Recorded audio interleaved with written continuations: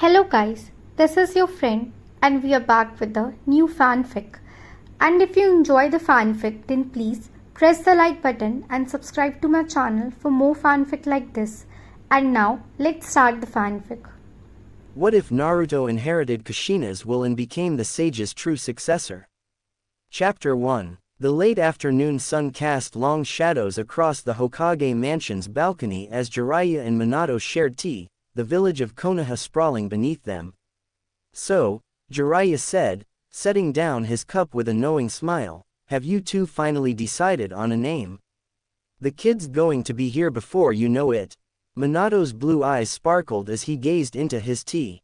Actually, we have. We're going to call him Naruto. Jiraiya nearly choked on his drink. Naruto. As in the main character from your first book, came Kushina's voice as she stepped onto the balcony, one hand resting on her swollen belly. Her red hair caught the dying sunlight, making it look like living flame. You can't be serious, Jiraiya laughed, looking between his former student and Kushina. That book barely sold any copies. I was half asleep when I wrote that name. I got it while eating ramen, for crying out loud. It's a good name, Minato said firmly, standing to help Kushina to a seat. The character in your book, he never gave up, no matter what challenged him. That's the kind of spirit I want our son to have. Kushina nodded, her face glowing with that special radiance unique to expecting mothers. Besides, it just feels right, you know. Every time I say it, the little guy kicks like crazy, Databane. Well, I'll be, Jiraiya shook his head, still grinning. Using the name from my worst-selling book for the fourth Hokage's son. You two are something else. Minato placed his hand over Kushina's on her belly. I know it in my heart, sensei. Naruto, he's going to be special. He'll be the kind of shinobi who changes the world. The way you say that. Jiraiya studied his former student's face. You really believe it, don't you? Of course he does, Kushina interjected, wincing slightly as the baby kicked again. And so do I. Our son will have Minato's determination and my gutsy ninja way. He'll be unstoppable, Databane. Then I suppose I should be honored, Jiraiya said, raising his teacup in a toast. To Naruto, may he live up to his namesake and surpass him in every way. To Naruto, Minato and Kushina echoed, their voices filled with hope and love for their unborn child. The night of the attack, Minato's breath came in ragged gasps, his composure shaken to its core. The night sky above Konoha glowed an unnatural red, punctuated by distant explosions and the roars of the Nine Tails. You're faster than I expected, the masked man's deep voice cut through the air. Living up to your moniker. Yellow Flash. He added as he appeared before Minato from the strange whirlpool hole in the space itself. Minato's eyes narrowed. Who are you? What you did? That technique, it's unlike anything I've ever seen. Does it matter who I am? The masked man tilted his head, his single visible eye gleaming through the mask. Your village burns, your wife lies dying, and the Nine Tails dances to my tune. Yet here you stand, asking questions. You separated Kushina from the Nine Tails mere moments after childbirth. Minato's voice was razor-sharp, his hands clenched into fists. You knew exactly when she would be at her weakest. You knew our Anbu patrol patterns. You knew how to break through the barrier. This wasn't random. The masked man chuckled, a sound devoid of warmth. Very observant, Lord Fourth. Perhaps you're beginning to understand. This night was years in the planning. When I tried to strike you, Minato continued, his analytical mind working despite the chaos, my attack passed right through you. Like you weren't even there. Yet here I stand, solid as the earth itself. The masked man spread his arms. A ghost who can touch, a shadow who can strike. What will you do, fourth Hokage? Every second we speak, your precious village crumbles. A kunai appeared in Minato's hand, one of his special three-pronged blades. I'll do what any Hokage would do. I'll protect my village, my wife, and my son. Your son? The masked man's voice carried a hint of amusement.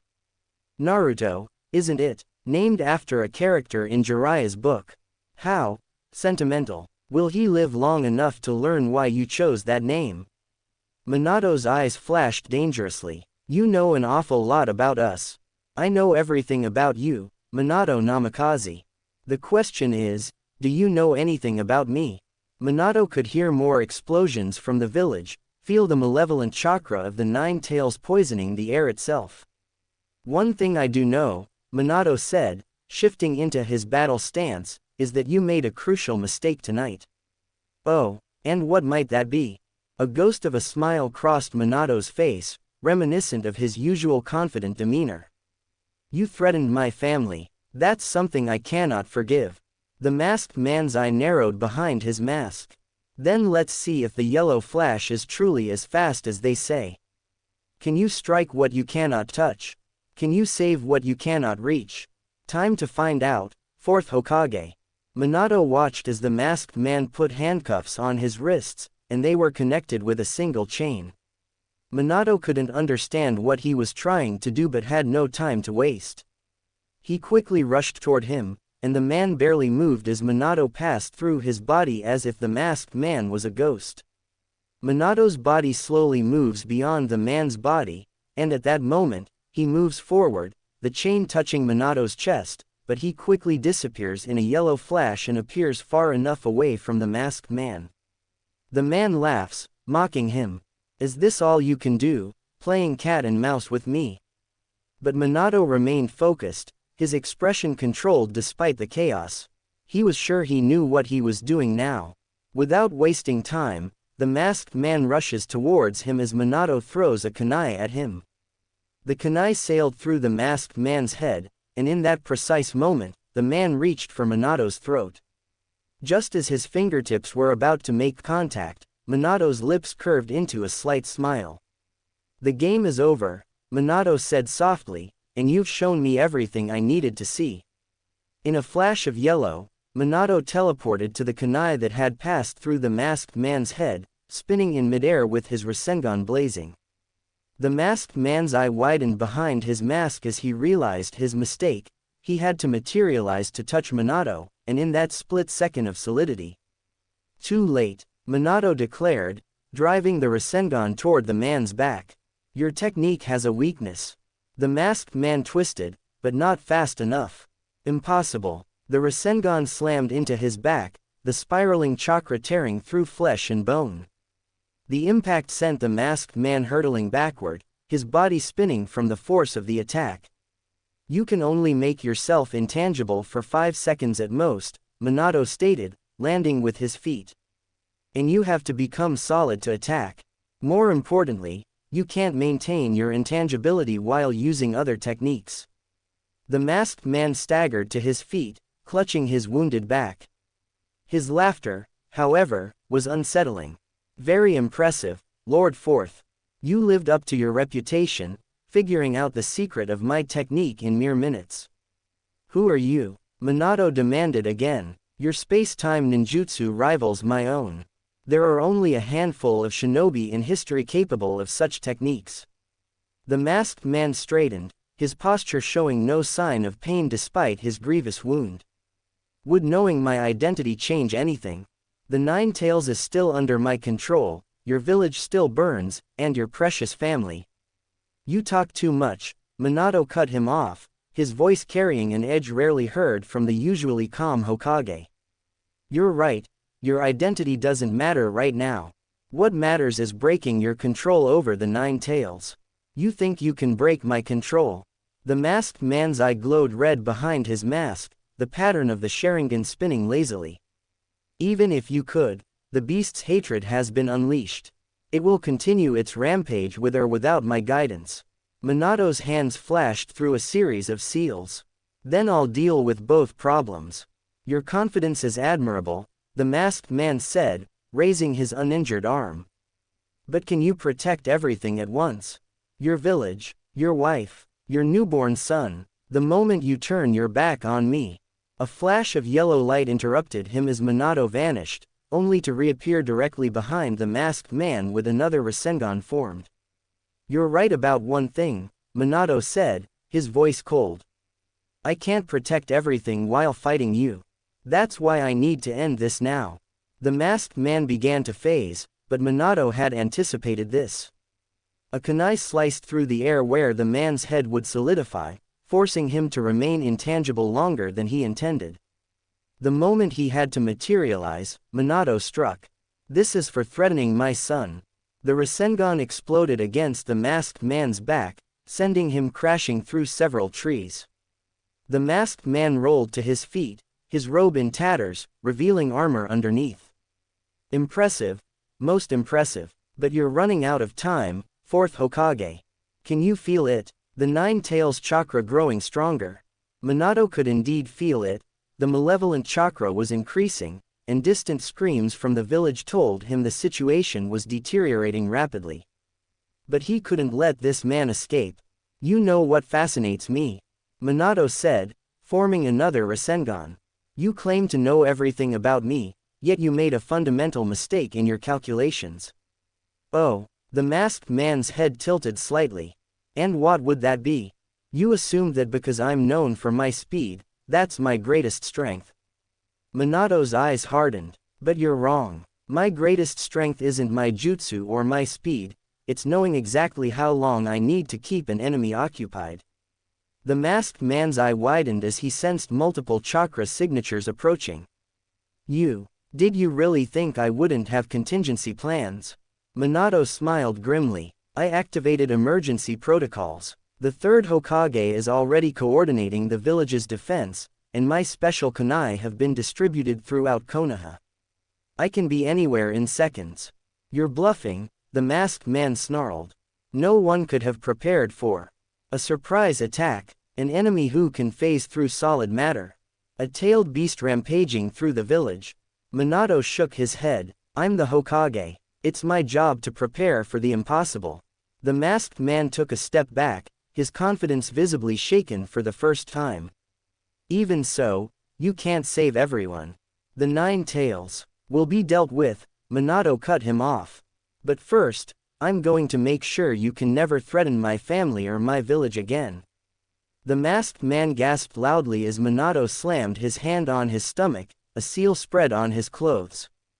Contract seal. Back on the battlefield, Kyuubi was finishing his tailed beast bomb when the Sharingan in his eyes slowly disappeared. Before the bomb was launched at the village, he raised his head upwards in the last second, throwing the bomb in the air.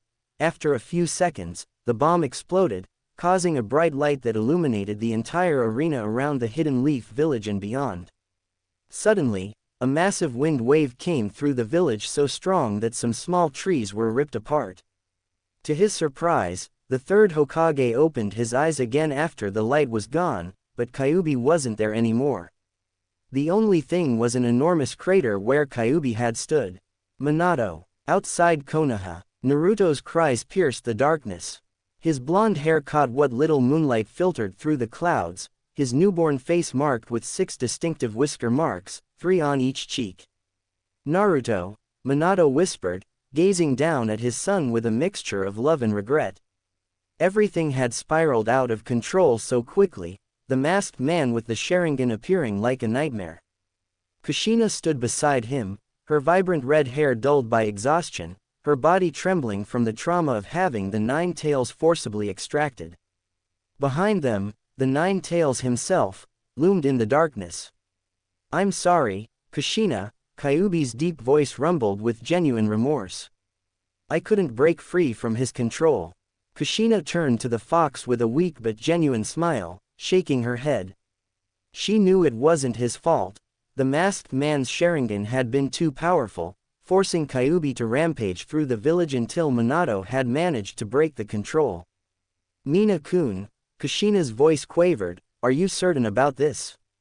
We know how villages treat their Jinchuriki. Her eyes filled with tears as she stroked Naruto's cheek. He'll be alone, no parents, no one to hold him when he cries, to celebrate his first steps, his first words. Minato's heart felt like it was being torn apart. I have to believe in Hiruzen and Jiraiya-sensei, he said. How can I ask another parent to make this sacrifice if I'm not willing to make it myself? Kyuubi's eyes were fixed on Naruto, an unexpected expression of wonder crossing his massive features. "Take care of him, Kyuubi," Minato said firmly. "I'm entrusting my son to you." The Nine-Tails' eyes met Minato's. "Even if the entire world turns its back on him," Kyuubi declared, "I will always be there for him." Kushina knelt beside Naruto, her trembling fingers tracing his whisker marks. "Thank you for being my friend, Kura," she whispered, tears falling freely now. As Minato performed the hand signs to summon the Shinigami, the air grew colder as the death god appeared. "What do you want, mortal?" The Shinigami's voice echoed like steel on bone. Minato stood straight, meeting the death god's gaze without flinching. "Seal the Nine-Tails into Naruto." The Shinigami's eyes narrowed before he nodded. They watched as Kyuubi's massive form was drawn into Naruto's tiny body, condensing into pure chakra that swirled like a crimson spiral before settling into the seal on the infant's stomach. "You have a few minutes," the Shinigami announced dispassionately. Minato managed to smile slightly before slowly walking up to Naruto, who was in Kushi's arms. She was rocking him in his arms. Tears rolled down her cheek. His eyes turned to look at Naruto's palms and noticed a sun in his right palm, and he turned his eyes to his left palm to see a moon. Minato wondered what that symbol was, but he didn't have time for that now, not anymore. Lying close to his wife, he looked at what their love had brought to this world. A beautiful boy, he is perfect in every way possible. His hand slowly reached Kushi's red hair, his thumb touching her soft and beautiful red hair. Kushina kept looking at Naruto. She didn't want to believe that their time was limited. How much she wished that she and Mina-kun could stay like this forever.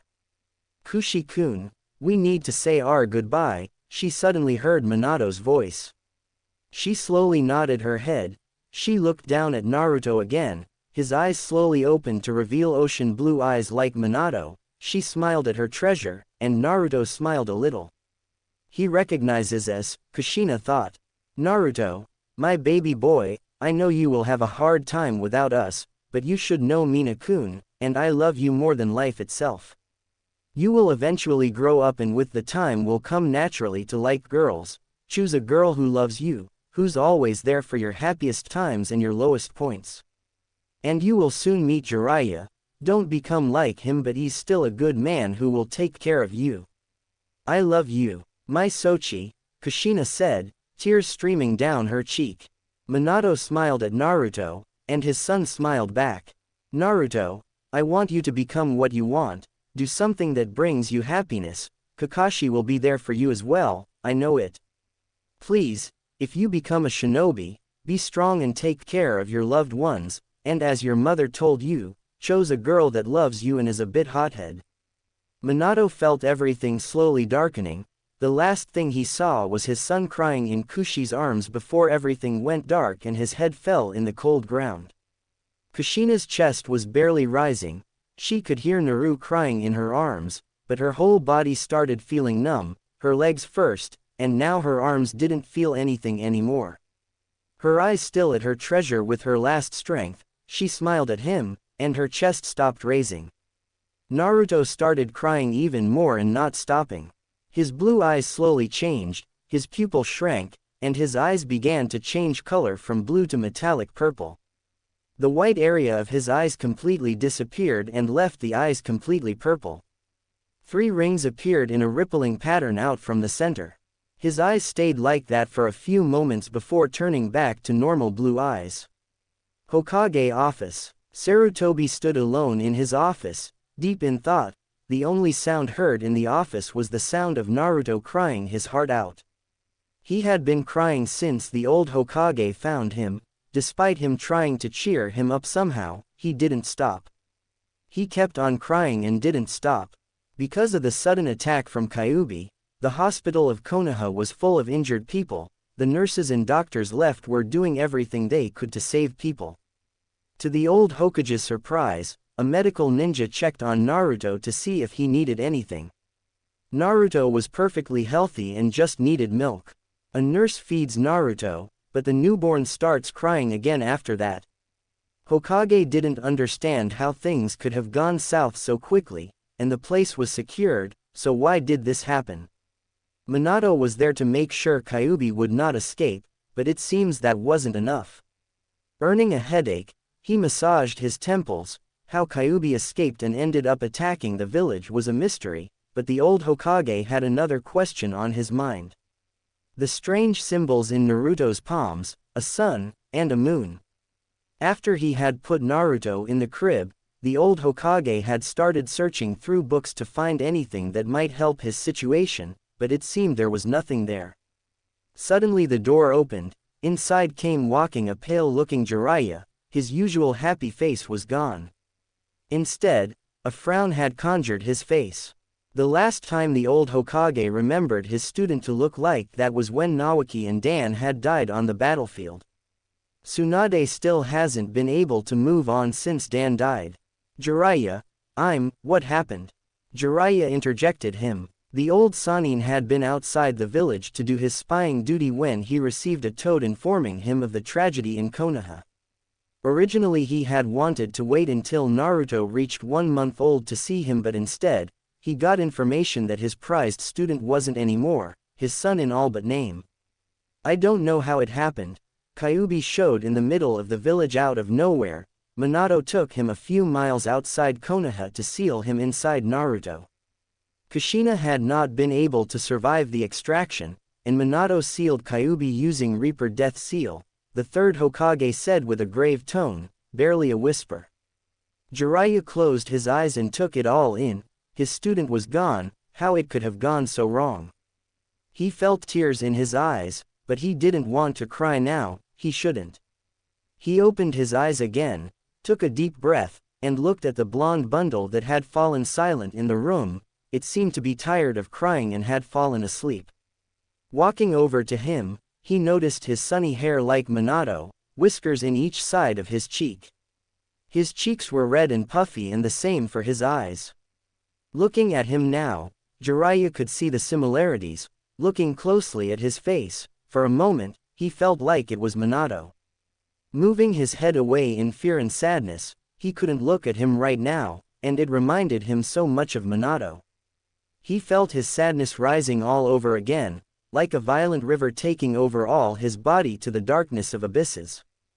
Jiraiya, his thoughts were broken when he heard the voice of his sensei in his ears. Pinching the bridge of his nose and wiping away unshed tears, he turned his head around, almost feeling heavier. Jiraiya, I know how you feel. The Sannin wanted to say that he didn't, but remembered that his wife had been killed in the attack and kept his mouth shut. But Minato chose you as the godfather of Naruto. You're his guardian, and I want to know, what will you do? The third asked quietly, hoping he wasn't rushing, and Jiraiya wasn't felt pressured to make a decision so soon. He paused and turned around, not daring to look at his sensei right now. I need to make sure that the other villages don't try to attack us. Kumo and Iwa will think of this as an open invitation to war, and my job is to protect him, he stated, pointing at the newborn.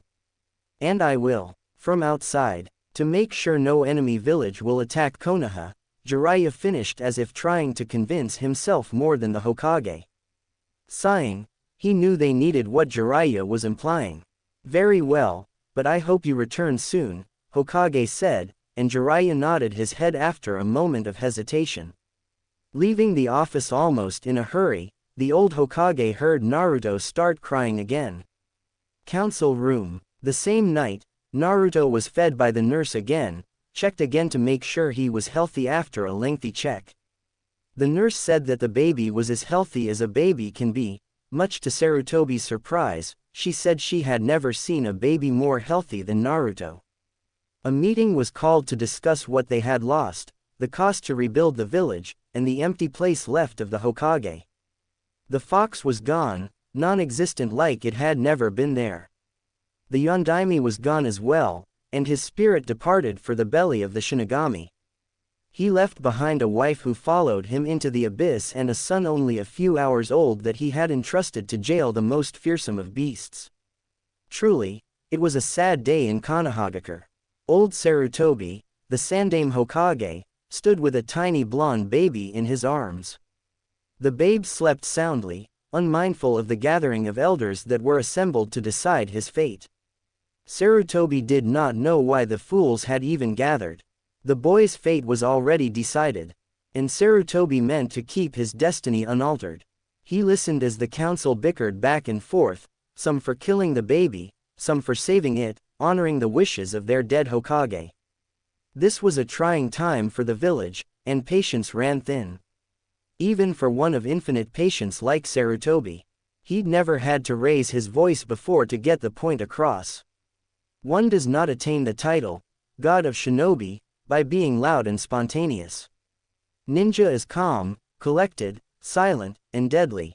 All these things encompassed what Sarutobi stood for. What set him apart from the pack was his high level of intelligence. And that intelligence would grant him a successor and save the village in this time and in future times. No one noticed as he rose from his seat, the babe still sleeping peacefully in his arms. Enough. Be silent. The room quieted immediately, and even the tiny bundle in his arms woke and stared at him reverently. But no sound did it make. He smiled down at the blonde wonder and then turned his gaze back to the council. I have sat and listened to your nonsense long enough. This child will not be slain. He will not be made into a mindless weapon. He will not be used. He is a child of Konoha, and he holds within him the most powerful of beasts. He deserves our respect above all. A nameless council member, one of the civilians, rose. But Lord Hokage, the Kyuubi could break free at any moment. Knowledge of the seal says that its soul is bound to the boys and that upon the boy's death, it will die with him. Would it not be best to kill him now and avoid any future issues?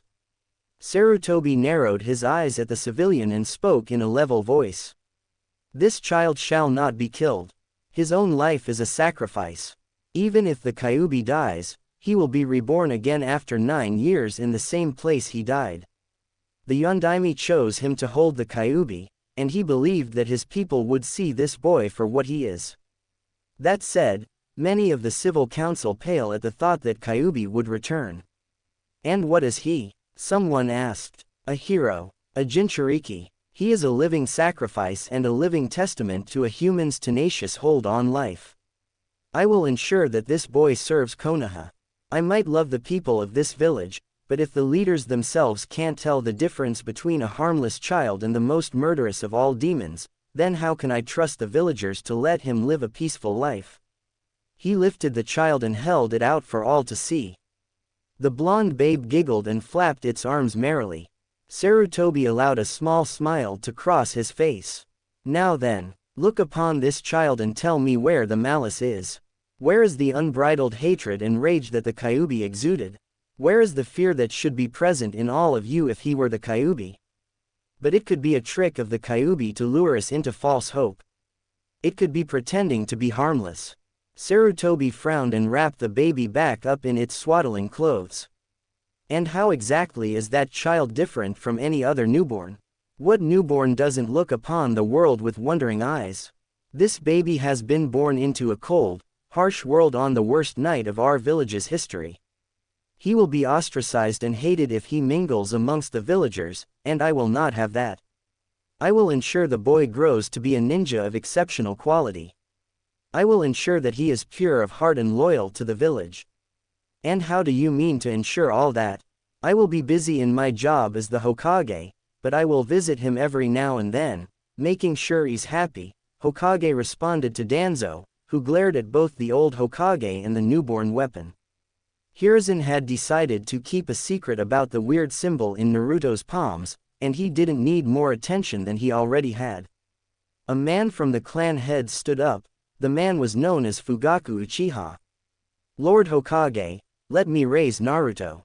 The Uchiha clan would welcome him with open arms. Fugaku spoke with a neutral tone. At first, he wanted to mention that Kushina was a good friend of his wife, therefore, she would be more than happy to raise Naruto, but he wasn't sure yet if the old Hokage would reveal to everyone whose Naruto's parent were. Danzo narrowed his eyes while Hiruzen's facial expression didn't change from the outside. No, if I were to give Naruto to any clan, their power and influence would increase, therefore breaking the balance in the village. Naruto will be raised in an orphanage, Hiruzen stated, ignoring the glare of Danzo. Fugaku sighed, disappointed since he could be a good friend with Sasuke but decided to keep his mouth shut.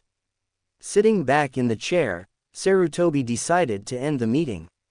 This meeting is over, Sarutobi spoke and left the room with Naruto, who was sleeping. Walking outside, Shukaku Nara shook his head in disappointment. He turned to his friends and gestured for them to follow him out. Everyone left, and Danzo quickly reached his office. Closing the door, he snapped his fingers, and two weapons kneeled in front of him. I want you to spy on Naruto Uzumaki, blonde hair, 3 whiskers in each cheek, newborn, the Jinchuriki of Kyuubi. I want any valuable information, Danzo stated, and they both left as if they were never there, to begin with. Soon he will be mine. The sun blazed bright gold through the open windows of the Hokage's office. Summer warmth threaded its way even into the deep ravines of Sarutobi's wrinkled hands, easing the aches of worn joints and the onset of arthritis. Though he was faced with a mountain of paperwork 3 hours high, the Sandaime Hokage of Konohagakure spared a moment for the joy of a summer afternoon. He breathed in the scent of heated earth and leaves, a faint tinge of wood smoke, a whiff of compost. Even the sounds of his village floated upon the gentle breeze, a laugh here, the clatter of a cart there. A light rap on his office door. Come in, he called out, straightening the official hat where it lay, abandoned, on his desk. A tall man slid into the room, moving as if neither gravity's decree nor the limitations of joints and bones applied to him. The handle of a sword protruded from behind one shoulder. Hokage-sama is Naruto, the Anbu spoke, and the third flinched before immediately leaving through the window. Earlier, the streets of Konoha were crowded this morning as people returned from work and families went out for dinner. The murmurings of the crowd and its footfalls were loud as they were carried over the rooftops.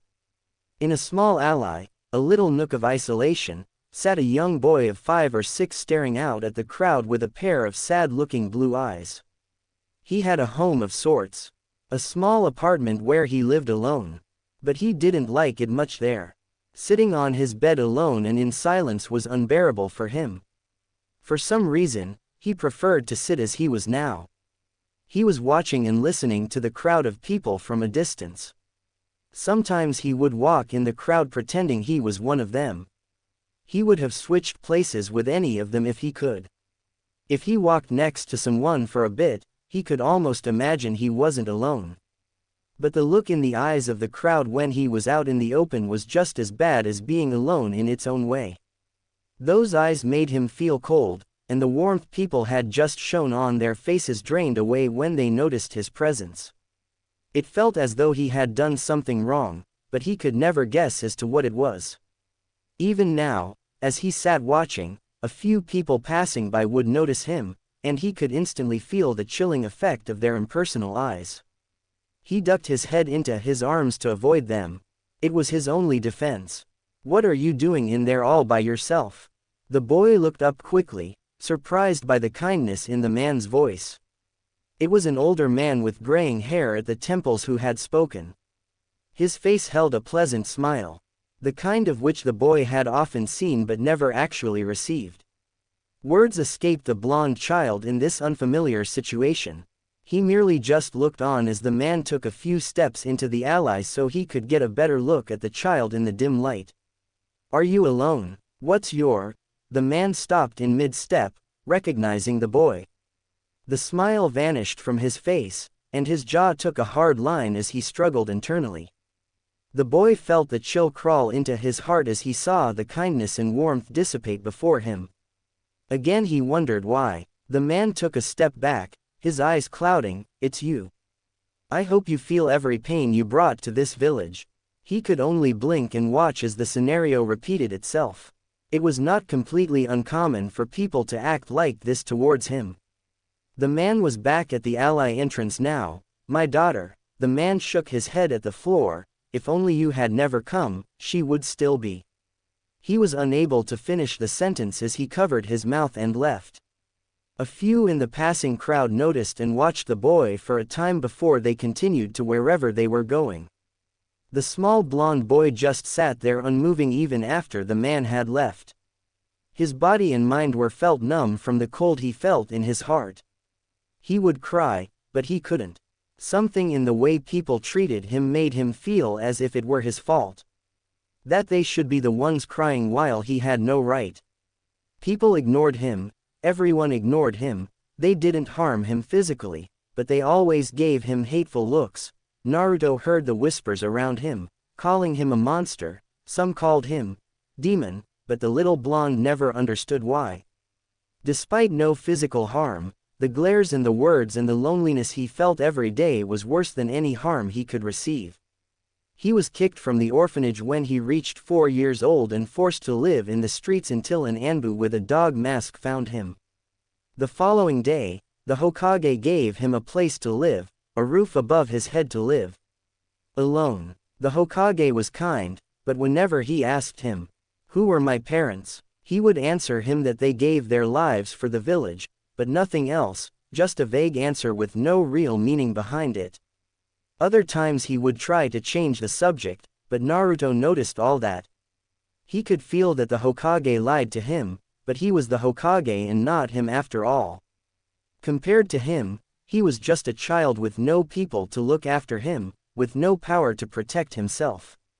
Naruto was only a little kid with no one around, no one to call To-chan, no one to call Ka-chan, no one to call family.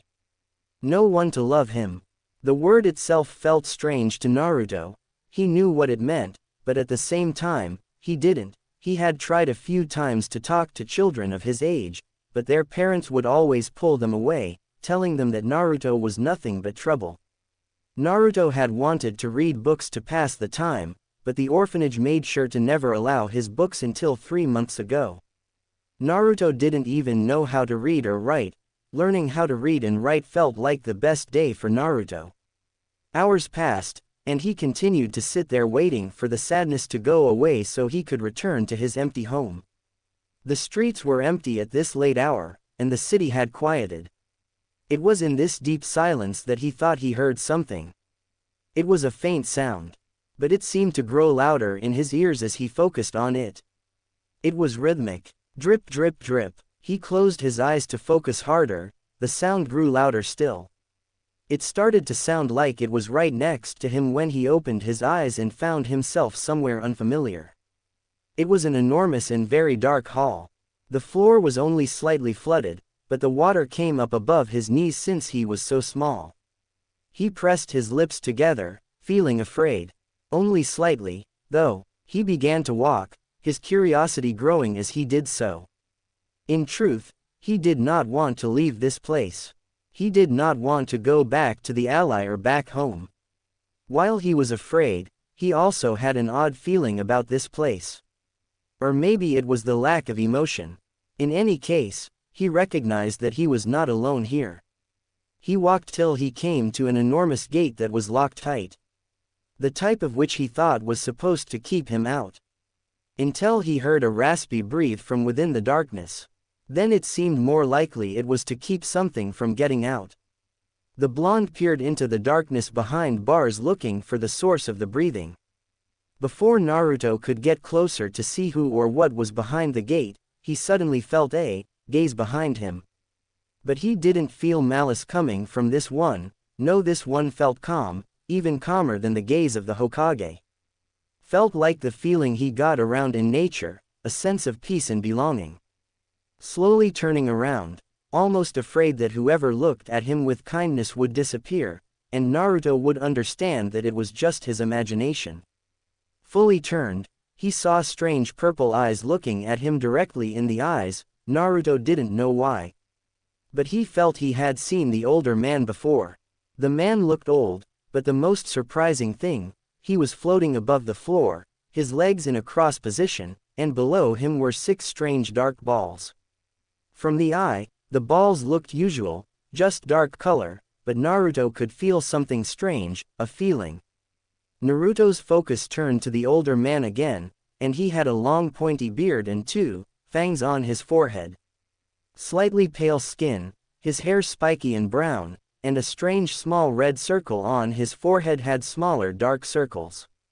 Wearing a long white kimono that covered his entire body, across his chest were 6 painted tomo. Despite being old, Naruto could feel the insane strength in him. His chakra was enormous. Compared to Hokage, he felt like a dragon compared to an ant. Naruto stayed silent, not knowing what to say. He still wasn't sure where he was. "It's good to see you, Ashura and Indra," the man called Naruto with melancholy on his tone, taking Naruto by surprise. Talking to him as if he knew him, but Naruto was sure that he had never seen the man before. "Indra, Ashura, who are they, and why is he calling me like that?" Naruto asked himself, and for a moment, he thought the older man was mistaken, but the strange cold feeling he usually got when someone lied to him wasn't there this time. Naruto opened his mouth to respond but found no words leaving his mouth, closing it. He took the courage needed and asked, Who are you? And why are you calling me Indra and Ashura?" Naruto asked respectfully and not meeting the eyes of the older man. Despite feeling calm and his gaze was kind towards him, Naruto had understood the hard way not to look people you don't know in the eye. Some people in shops had started throwing things at him this one time. Another time, he had wanted to look at a mask, but the shopper had pushed him roughly to the ground. His back had ached the whole day, but the worst part, the shopper had thrown the mask to his head with enough force that his forehead had started bleeding. Naruto had looked around the crowd of people that had gathered to see if anyone wanted to help him, or maybe looking at the shopper with disapproval and anger. But instead, the crowd had looked at Naruto with anger, earning approval looks from them. A crowd had gathered around him, and for a moment, Naruto was afraid they would start beating him, but instead after a minute, the crowd had split up, some glaring daggers at him, piercing his little heart like knives. Naruto had cried himself to sleep that night, talking to himself, asking himself why no one was with him. Escaping his thoughts, the older man chuckled and smiled at Naruto that the blonde gladly returned. He smiled and spoke with a tone almost like an old friend. "My name is Hagoromo Otsutsuki. I'm what people know as the Sage of the Six Paths," he introduced himself, still smiling warmly at the little kid in front of him. Hagoromo glanced at the moon and sun symbol on his palms. He had no doubts who the kid was, and he could swear he saw his sons standing behind Naruto, like guards. Ashura with his usual happy face but almost looking wary. While Indra had a cold hard look on his eyes, his Mangekyo Sharingan shining like a dark and red star, his Mangekyo looking like the symbol of Uzumaki clan. Behind his back was tied the war fan, Gunbai. His face was as emotionless as the day he fought against Ashura. Naruto realized where the older man was looking, moving his palms behind his back, almost afraid. He knew about the strange symbols on his palms, even asked the Hokage what they meant, and to Naruto's surprise, the Hokage actually didn't know the answer. Naruto, of course, had tried to wash it away. He remembered one time, he wanted to wash it away for almost an hour straight without stopping, thinking they were the reason that people hated him after this one woman had called him a freak and that the symbol was there to show everyone, that he's a monster in human form. Hiding his hands away, he turned to look at the older man again with a confused look. "Sage of Six Paths?" Naruto asked with a tiny voice, almost afraid to ask, his eyes still focusing on the floor. Hagoromo frowned, his displeasure visible. He didn't really understand why the Kage would let the village treat Naruto like this. It is almost like he wants Naruto to betray the village. The Jinchuriki is supposed to be the most secret weapon of the village. Literally, everyone in the village knows his identity when it is supposed to be top secret so that the information wouldn't come out and no enemy shinobi would try to assassinate him, and therefore getting rid of the most powerful asset of the village. Not only that, but the Biju would be revived in the place he died, and without the fourth Hokage this time, and without an Uzumaki to hold the insane strength of Kurama, the village would be destroyed. Knowing the kid didn't know who he was, Hagoromo smiled again, trying to ease the tension the kid was feeling. You don't have to be afraid of me, Naruto, as for who I am. People around the world know me as the father of all shinobi. I walked this land almost 2 millennia ago.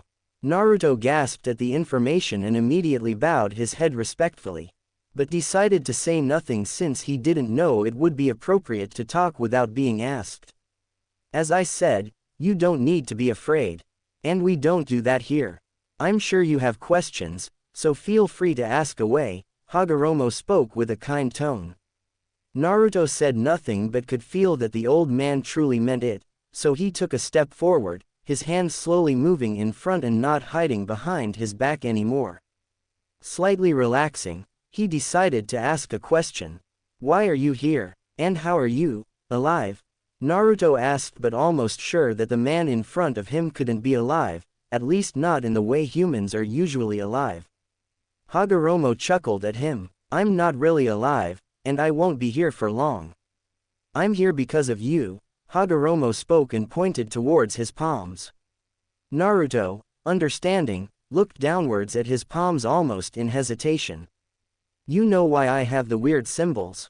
Naruto asked, looking back at the older man again. The moon and the sun shows that you're the reincarnation of my sons. Ashura Otsutsuki and Indra Otsutsuki, Hagoromo answered and saw the gears working on Naruto's head. After a second, Naruto raised his eyebrows. Reincarnated? Why? Naruto asked, but at the same time, he couldn't really believe it. He knew a shinobi could do many things, but reincarnation is something he had never heard of. Again, he didn't know that much since his sources of books and materials to read and earn knowledge were very limited.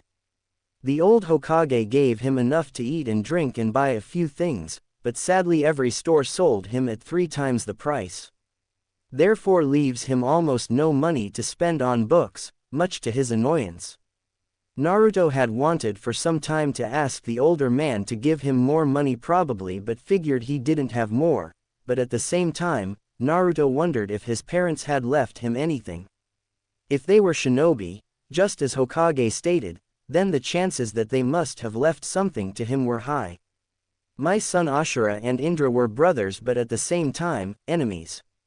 My son Ashura believed that people working together is where the true strength comes from, while Indra believed that only your own strength mattered. After I announced that Ashura would be my heir, my other son Indra betrayed us and started a war that never ended. My son Indra was reincarnated again in Madara Uchiha and my son Ashura was reincarnated in Hashirama Senju. They fought each other, continuing the war. He stopped with pain in his eyes and looked directly at Naruto's eyes. Until you were born, he finished with a hint of relief and pride in his tone. Naruto understood what he meant but at the same time wondered why would that happen. He knew who Senju Hashirama was. The first Hokage was still known as the god of shinobi.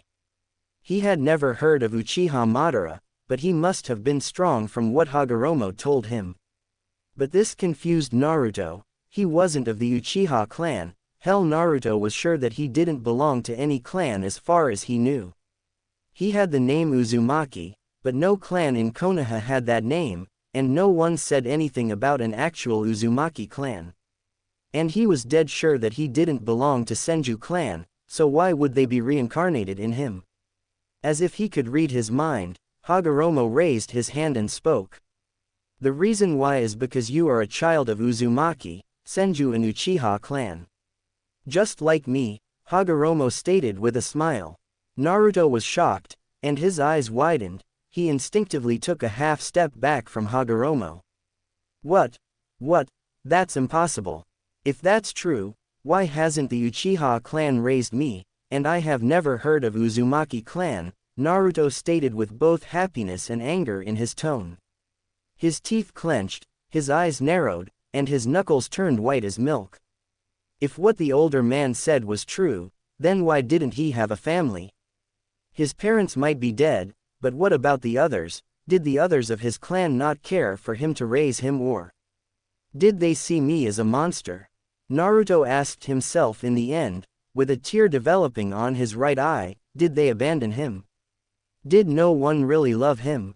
Did they call him demon behind his back like all the others? I don't know why Naruto, he was interrupted by a third voice in the big dark hall. Perhaps I might answer that. Naruto looked around to see who talked when he saw a pair of giant red eyes looking at them from behind bars. The blonde didn't know why, but he didn't feel scared or threatened by the creature behind bars. He felt relaxed, and a feeling he usually got whenever he ate ramen to Ichiraku. Hagoromo chuckled and turned to look at Kurama with kindness. It's been a long time. Kurama. Otsutsuki Ashura was chosen as the successor of Ninshu because of his ideals of peace. However, this didn't agree with his elder brother, Otsutsuki Indra. Indra thought that since he was the eldest, he should lead the world in his father's place. Angered at his younger brother and father, he tried to fight his brother for the position. After the battle between them, Indra, feeling humiliated from the defeat by his brother, left promising to destroy Ashura and his brethren. Ashura took his role as successor to Ninshu very seriously, going so far as to travel the four corners of the world just like his father in hopes of teaching people about the special property that allowed one to be one with it, not just nature, and be one with everyone as well. He even gained some followers during his travel. Just like his father, he too shared his chakra with his followers. His children started calling themselves Senju and Uzumaki. He had 2 sons and a daughter. On the other hand, when Indra heard the exploits of his younger brother, he too gained some followers who were against the ideals of peace through love, and wanted to bring peace in the world through power alone. His children gained the power of the Sharingan. He had 4 sons and 2 daughters. His descendants started calling themselves Uchiha, ironically, who too held hate for Ashura's descendant. Time caught up to him, just as it did for every living thing, and it took his life away. Indra, who was a genius, also had a similar fate. Despite all of his natural genius, he was also someone that time removed. Everyone had to die at some stage. Their descendants fell very short of their ancestors' wishes. They forgot their burden and tasks they should have carried on through their blood. Naruto looked at the giant fox behind bars. The Kyuubi had orange, silky-looking fur, with black markings around his eyes connected to his, funnily enough, rabbit-like ears. The upper body was humanoid, including the hands. The lower body was just like a fox, barring the 9 long swaying tails in the back. The fire was the closest thing they looked like. The red, slitted eyes looked him closely with a hint of malice. Naruto spoke first. "You're the Kyuubi," Naruto half shouted, and suddenly everything made sense to him. It clicked in his head as he had just found the last missing piece of the puzzle. The glares, the words, the hatred behind the eyes of everyone suddenly made sense. Kyuubi was sealed inside him. Naruto's face pales, and he finds himself looking downwards. He had many questions in his head, but many of them, why me? Why did the 4th sealed Kyuubi inside me? Why do people hate me then? I'm the reason Kyuubi is not out there killing people. Do they not understand how seals work? Naruto asked himself in confusion. Naruto stood silent and just kept his gaze at the floor, and he didn't understand it. Why did the 4th Hokage choose him? Did he choose him because he had no parents and therefore much more accessible to burden him rather than someone with parents? Kurama looked at him with concern written all over his face. While true, the citizens didn't try to harm him, except 3 times. However, still, he knew Naruto suffered from the number of insults, glares thrown at him every day, but most importantly, he longed for love, for someone to call a friend, for someone to call family. While Naruto wondered why Kyuubi had attacked his village, sure everyone around him said that Kyuubi was a demon, but was it just that? Did he attack the village for no reason other than just being a demon? Go ahead and ask your questions. The Kyuubi snickered at seeing the boy face fault at having his mind read. I only have one question. Why did you attack Konoha? He asked firmly before gulping a little as he saw the giant fox narrow its eyes angrily. Its tail shifted some as it took a deep and calming breath. Apparently, it was a sore subject. A masked man with the Sharingan ripped me out of my previous container and put me under his control with that accursed Kekkei Genkai. I was then taken to your village and forced to rampage through it until your fourth Hokage came and sealed me into you, and that's how we got here. I should warn you that man apparently needed my power for something far beyond simply rampaging through some human village, at least before he was stopped and released his control over me just before I was resealed. He would likely return in the future to try and rip me out of you, and I don't need to tell you that, with this seal, would result in certain death for us, boy. The Kyuubi spoke with an angry undertone. Naruto narrowed his eyes at the prospect of being hunted in the future for what he contained. He decided to move on and worry about that later. While Hagoromo wanted to talk with Naruto, his time was running out, and he needed to explain everything before he left. Coughing and earning the attention of both Kurama and Naruto, they turned their heads to him. Kurama, you said you knew why the Uchiha clan didn't take care of Naruto, so can you shed some light in this manner? Hagoromo asked calmly. Kurama glanced at Naruto for a second, and he wasn't sure how the little blonde would react, knowing that the whole reason why he was alone was that Hokage had refused for anyone to adopt him. The ponytail guy, like a cactus, had requested to raise Naruto. Still, the Hokage had refused, saying that Naruto would strengthen the influence of the said clan and bring unbalance. Kurama didn't fully remember, but Naruto had been in the same room when that happened. Kurama had listened to the conversation since Minato and Kushina had made sure that Kurama could help Naruto from the very beginning for anything and even talk to him even without Naruto being in his mindscape. Kurama, of course, understood why the Uchiha's clan request to raise Naruto was declined. They had suspicions about why Kyuubi had suddenly stopped and not thrown the Biju bomb in the middle of the village right before being teleported away by Minato. The Hokage declined any request of any clan to raise Naruto since it would bring unbalance amongst the village, and you can guess why families with no shinobi background didn't try to adopt Naruto. Kurama spoke with a hint of anger but sadness as well. Naruto's eyes almost fell from his eye sockets. Why? Why did you do this? Does he not know that everyone else hates me? Does he not care about me? Naruto asked himself, and feeling his chest hurting like never before, tears rolling down his cheek. It wasn't enough that he lied to him about his parents but denied him the right to be raised by a family that could have loved him. His chakra started rising, and a loud cry escaped his mouth.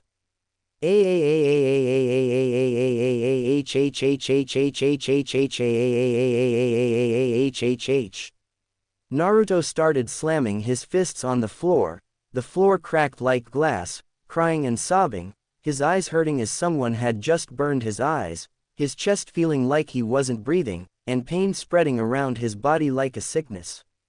Kurama and Hagoromo were about to confront him when trees suddenly grew around Naruto, each with a pointy end and growing around without an actual course. Trees and branches started even growing around the walls and the roof. Naruto, calm down. You're not alone. You might feel alone, but I'm your friend, Kurama said with a kind tone. That surprised even Hagoromo. The trees stopped growing, and slowly the trees that had grown around Naruto moved away, showing Naruto on his knees crying his eyes out. Slowly raising his head, both Hagoromo and Kurama gasped at the Rinnegan in both of his eyes. Rinnegan? Hagoromo thought, confused. He knew Naruto would eventually possess the Rinnegan because of Senju and Uchiha blood, but this was way sooner. Before he could actually say anything, the Rinnegan slowly disappeared, and his eyes turned blue again. The moment his eyes turned blue, Naruto felt dizzy, and everything started blacking out. Slowly his body fell in the water. Naruto gasped and opened his eyes to see that he was still in the corner where he was hiding, but he saw several trees had grown all around him.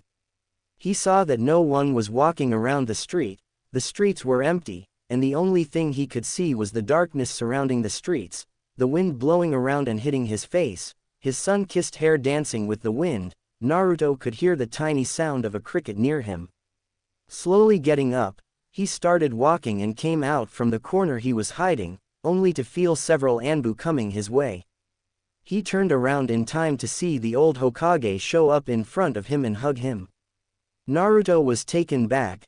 He thought to return the hug for a moment, but he didn't know what to feel. He felt his anger rising like an angry river. He didn't return the hug. Instead, he just had a blank look on his face and stared at one Anbu looking at them. The Anbu had a crow mask, and a sword tightened behind his back, dark hair and dark eyes, but what caught Naruto's attention was his chakra. He could feel that his chakra was slightly similar to his. Hiruzen Sarutobi received information that Naruto's wasn't in his apartment, and Anbu couldn't find him. After searching around the village, they all had felt a sudden surge of power. Arriving there, he was both relieved and worried about seeing Naruto all alone in the street. The old Hokage noticed the trees that had grown and wondered, why? But one thing that bothered him the most was that Naruto didn't return the hug and didn't feel relaxed in his presence like he usually did, like every other time.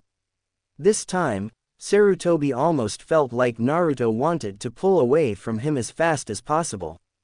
Pulling away, he saw little Naruto trying to avoid his eyes. Instead, he looked downwards and had a blank look on his face. Sarutobi noticed Kakashi looked worried by it. He kneeled at his level and decided to talk to him in his apartment. Naruto didn't say anything and was silent throughout the whole road to his apartment. Usually, he would get excited whenever he spent time with him, but this time he looked like he wanted to do anything but that. Arriving in the apartment, Sarutobi first walked inside, followed by Naruto, who was still silent and refusing to say anything. He walked up to his couch and sat on it and still not looking at the Hokage.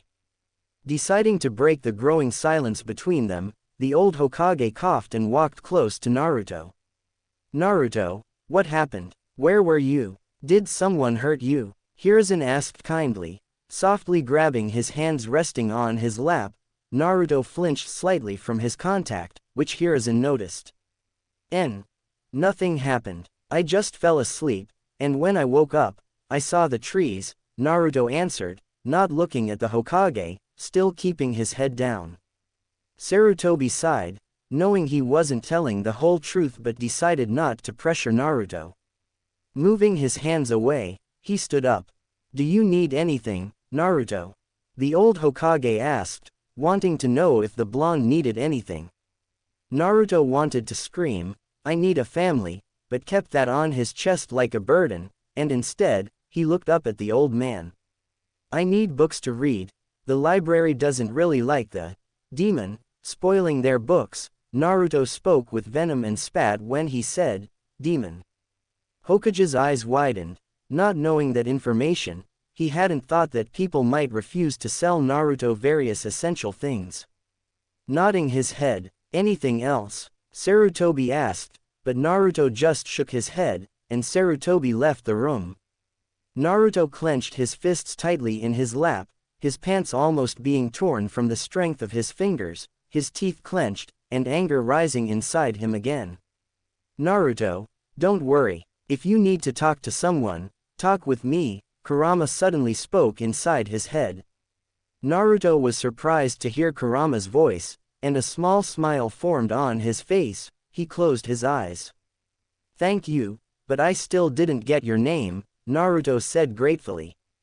"My name is Kurama, brat," Kurama replied with a slight smile on his face. Naruto nodded his head in understanding and wondered why Kurama was kind to him. At the same time, he asked if he would ever meet Hagoromo again. He still had questions. From what he understood, Indra sought a single individual's strength, while Ashura thought that true power came from people working together. Naruto thought that both had a right in that the leader needs to be stronger than the others to protect them while accepting the help of others and not relying only on his own strength. "Sleep, Naruto, tomorrow we will start training," Kurama said, and Naruto listened to him. Naruto soon reached an excellent training field with Kurama's help, and the Hokage had given him many books to study and even ninja weapons and tools to train. Naruto had woken up at 6 a.m., ate breakfast and left the apartment. Soon he reached the training field. and Kurama suggested to start by unlocking his chakra. Good, now to unlock your chakra, and you need to meditate, he said, and saw Naruto raise an eyebrow, wanting him to elaborate. What then? He asked, putting his hands behind his head. Well, when you meditate, you will feel this feeling, and you need to pull it towards you, Kurama added, remembering what Kushina had gone through. Naruto nodded his head fast and quickly sat where he thought was all right in a mediating position, holding the fingers of his hands together.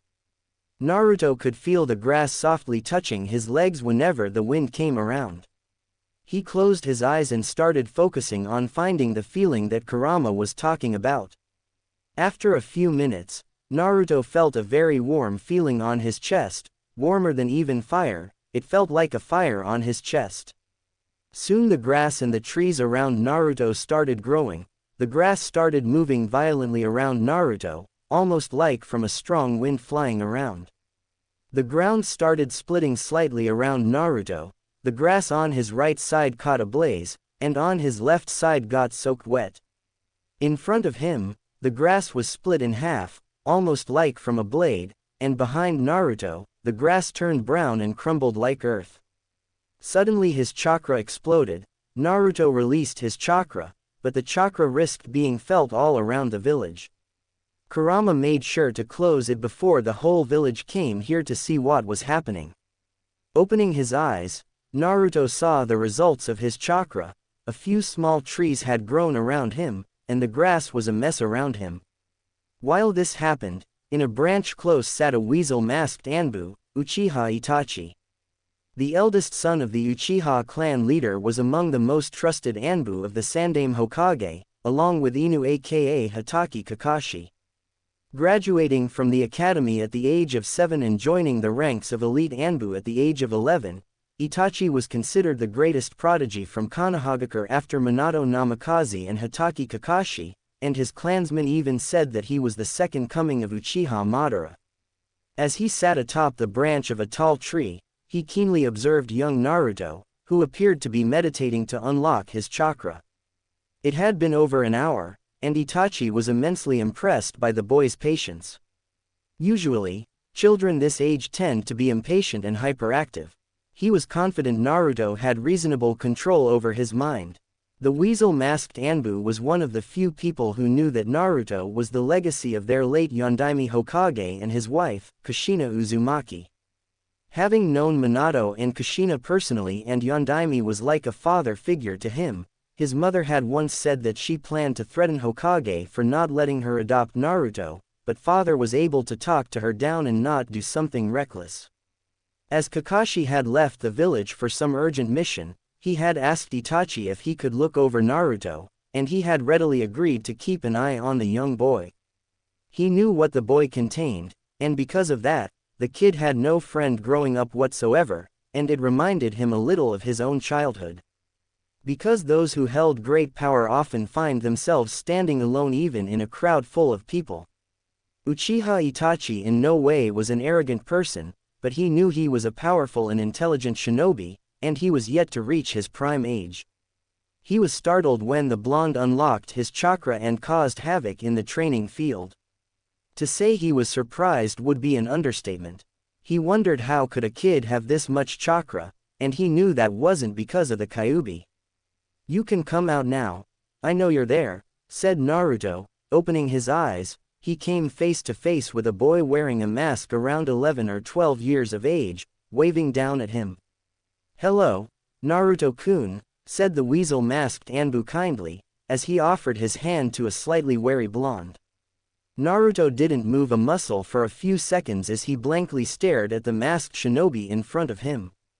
Due to his lack of positive interaction with people growing up, he was always wary of them. He smiled in return as he did not sense any negative feelings from the masked Anbu. "Who are you, and why is an Anbu spying on me?" He already knew the answer. "Cautious, huh, it's a good thing to be," stated the weasel-masked Anbu as he lowered his hand. "You still haven't answered my question," said Naruto, as he was still trying to sense any emotion from the masked Anbu. Staring at the young boy for a few more seconds, Itachi removed his mask, revealing his face. Naruto was mildly surprised by the shinobi's actions. Naruto always thought that Anbu weren't supposed to show their faces unless ordered by the Hokage or if they weren't working. "I'm not here to harm you, Naruto-kun. I simply wished to talk," Itachi replied. He remained rooted in his spot, to not raise any unnecessary suspicion in the young child's mind in front of him. Hearing everything from his Inu-senpai gave a vague idea about the blonde's personality. From what he heard, Naruto was far more mature, calm-headed, and smarter than kids his age. He could see his own reflection when he looked at the blonde.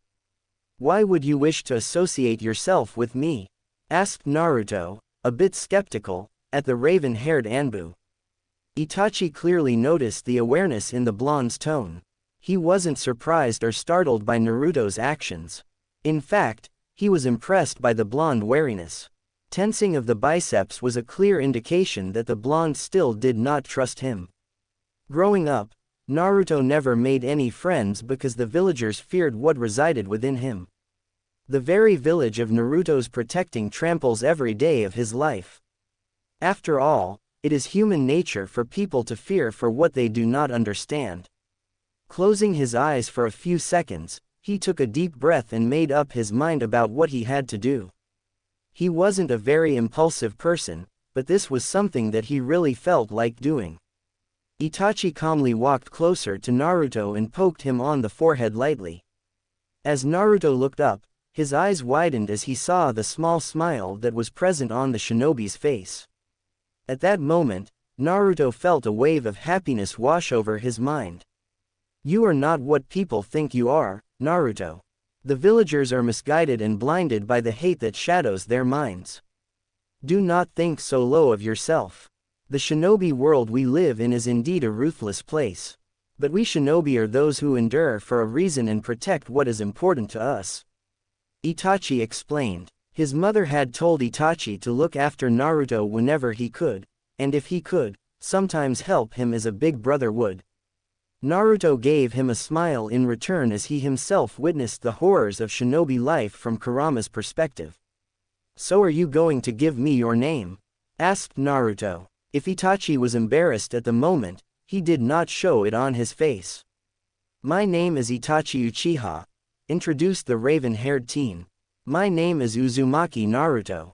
"Nice to meet you, Itachi-san," replied Naruto giving a slight bow of his head. Itachi was shocked by the manners of the boy. Kids this age introduced themselves like they were being chosen as the next chosen Hokage. "Would you mind if I train with you, Naruto-kun?" Itachi asked. Naruto smiled and nodded his head. "Very well," Naruto said and took 5 steps back and turned to look at Itachi. The young Uchiha knew Naruto had no real stand in taijutsu but decided to fix it once after this spar. Soon they both rushed towards each other. He first threw a punch towards his face, but Itachi suddenly disappeared. Naruto immediately turned around, ready to kick him. The Uchiha grabbed his foot and threw him in the opposite direction. Itachi was caught off guard by Naruto, knowing he was behind him. Naruto stood up immediately and grabbed a kunai from his pouch, rolling it in his direction finger. He rushed again, running towards him, but threw the kunai halfway through. Itachi saw the kunai heading towards his chest and moved away, but then Naruto grabbed another kunai and threw at the kunai in midair, causing it to change direction.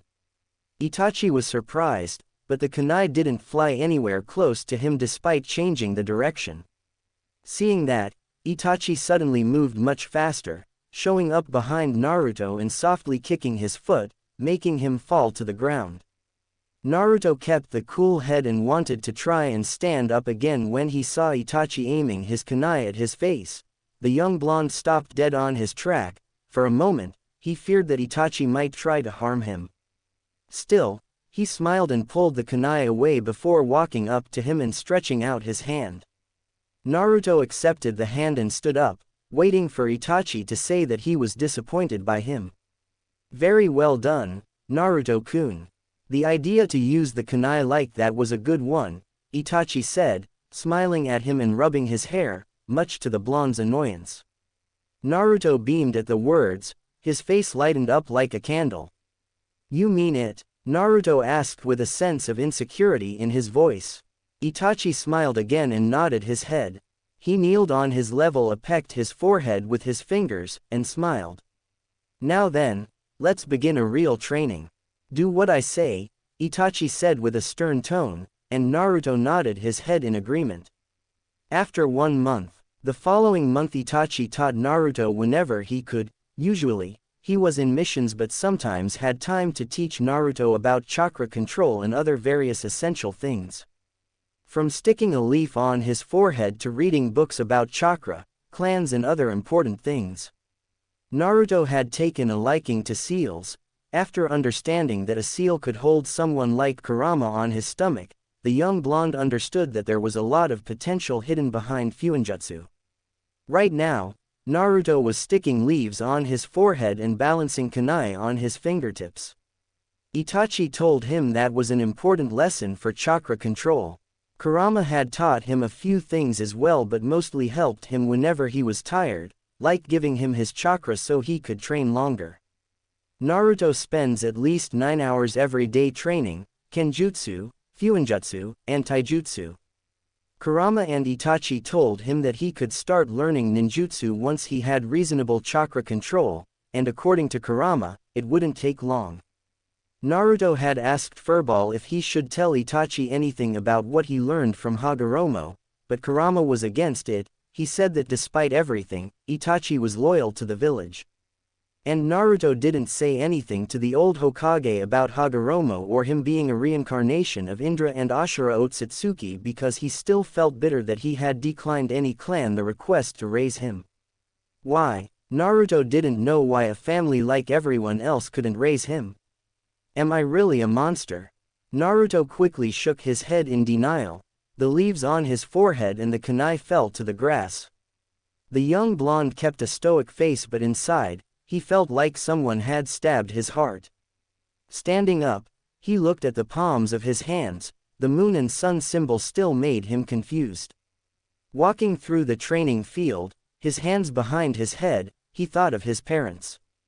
Before he could think of anything, he suddenly felt 2 chakras rushing towards him. Jumping up, a sword cut through the air. Naruto's eyes widened seeing the masked shinobi with a katana in his hand. Who are you? Naruto exclaimed, jumping away. Jumping up to a tree, he turned his head just in time to see another Anbu ready to slice him.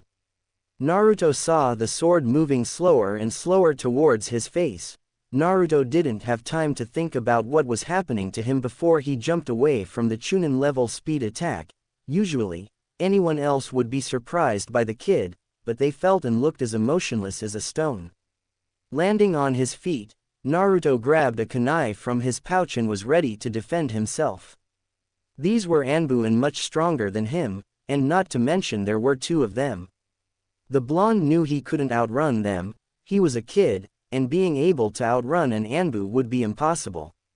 Naruto, you need my help, Kurama said in anger. Suddenly Naruto was engulfed in red chakra, and his eyes changed. Now he had a fully matured Sharingan in each eye and red slit. His nails grew on his hands, 2 times longer, his whiskers looking more and darker. His hair grew spiky, a red cloak of chakra surrounded him. It almost looked like made of bubbles. A tail slowly grew behind his back. He was standing on his 4, glaring at the Anbu in front of him.